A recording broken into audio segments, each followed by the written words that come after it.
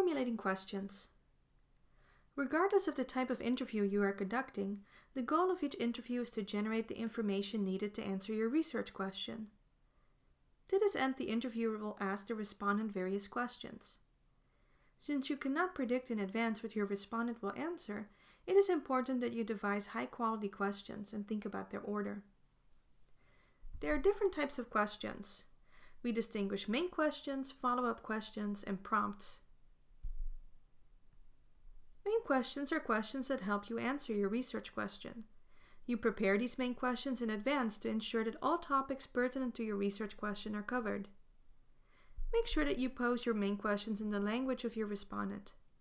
Most research questions are very academic and too theoretical or abstract for a respondent to comprehend. Your questions need to be concrete and easy for the respondent to answer. Also keep in mind that your respondent might attribute different meanings to the words in your question than you do. Say you are interested in a question if a particular policy has been effective. You as the researcher might have a different understanding of what is effective than your respondents. Rather than directly asking about the effectiveness of the policy, you might ask your respondent first when they consider a policy to be effective. Finally, you want to make sure that your questions are open-ended enough to encourage your respondents to share their points of view, experiences, or understandings openly and without pressure from you as the interviewer. Follow-up questions are questions that allow you to further explore the topics raised by the respondent. While you prepare your main questions to broadly cover all important topics in your study, follow-up questions add depth to the interview. You cannot prepare all of your follow-up questions, so they require that you listen intently to what the respondent is saying.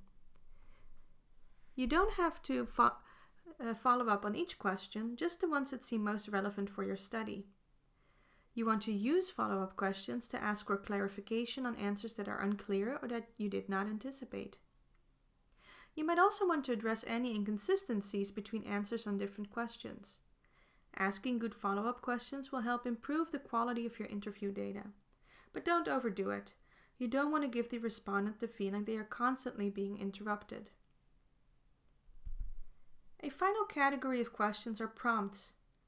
Like follow-up questions, prompts add depth to the interview. Prompts help keep the conversation going and stay on topic.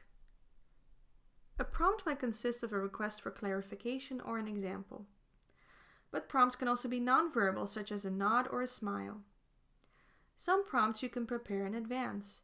You could, for instance, already signal the topics in your interview guide where you would like to ask for more information if the respondent does not discuss certain issues. But during the interview, you will often also automatically use prompts in response to what a respondent is saying. For instance, by saying, "That's interesting," after an answer. Always be mindful, though, that you do not overdo it and do not lead the respondent to answer your questions in a particular way. The way you formulate your questions affects the answer you will receive. You don't just want to pose questions that will result in relevant information for your project. You also want your respondent to volunteer this information freely, without pressure from the interviewer. In other words, avoid leading questions. Leading questions are questions that steer the respondents towards a certain answer. This is more difficult than it sounds. Some scholars say that even saying something like, "Oh, that's interesting," in response to a respondent's answer gives unwanted confirmation. You should also think about the order in which you pose your questions. Generally, you will ask the personal information about your respondent and the organization he or she represents first. These are the easy questions for your respondent to answer, which will put him or her at ease and will help build the trust necessary for the remainder of the interview. The questions that are directly linked to your variables you will pose in the middle.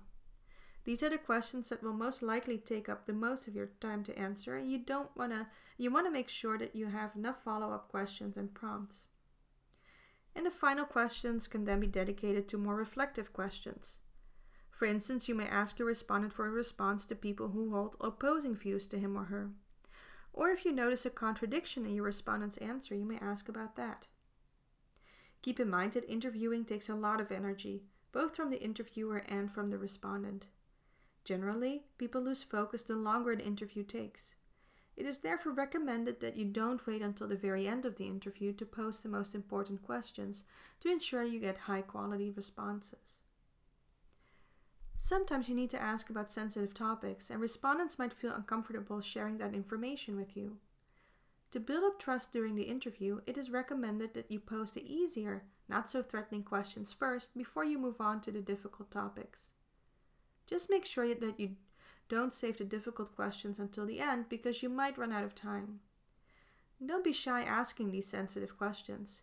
If you show too much hesitation, you are actually signaling to the interviewer that the topic of your question is somehow sensitive or threatening, which might increase their level of discomfort. In short, there are many things to take into consideration when you prepare for an interview.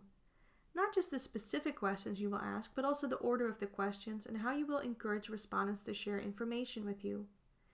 To keep a good overview of your interview, we recommend you write an interview guide. This interview guide helps you keep track of all the issues we have discussed above. In your interview guide, include at least an outline of your research project, a list of the main questions, and a checklist of things to bring to the interview, such as a recording device and a notebook. You don't have to follow your guide to the letter, of course. Some spontaneity and improvisation is necessary for a good interview. However, the interview guide might ensure that you do not overlook important topics during the interview. And don't forget to update the interview guide after each interview if you find that necessary. After formulating your questions, it's time to actually carry out the interview. In the next video, we will discuss some practical tips to get the most out of your interviews.